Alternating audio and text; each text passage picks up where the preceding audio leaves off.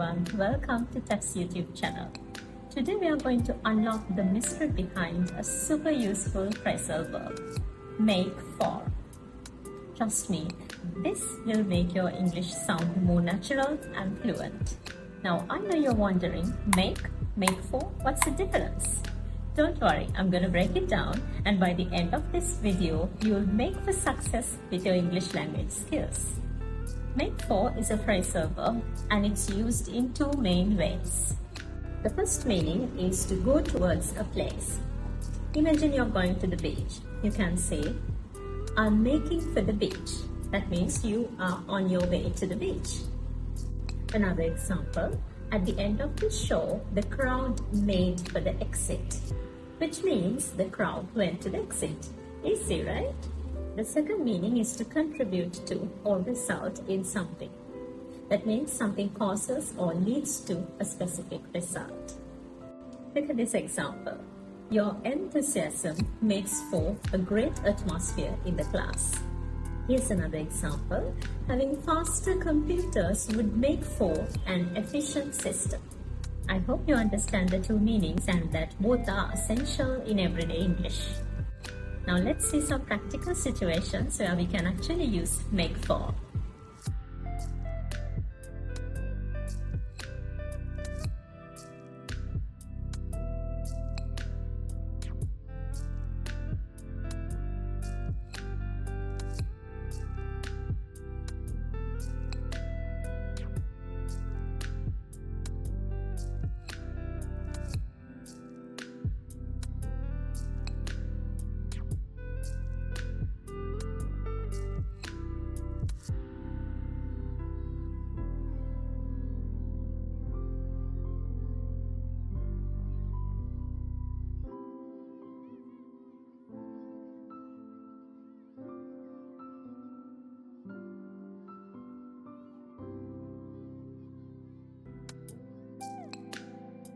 Alright, it's time to test what you've learned. Now I'm going to give you some sentences and you should remake them using make for.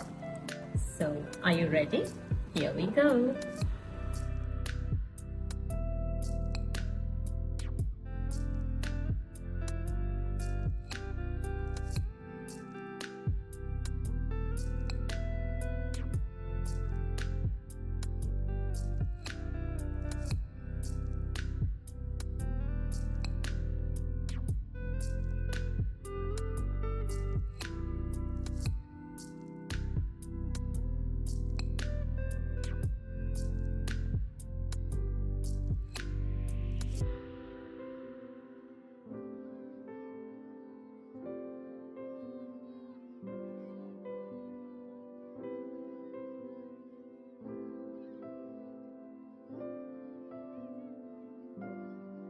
Alright, that's all for today. If you found this video helpful, don't forget to click subscribe and hit that notification bell for more English language tips and tricks in future.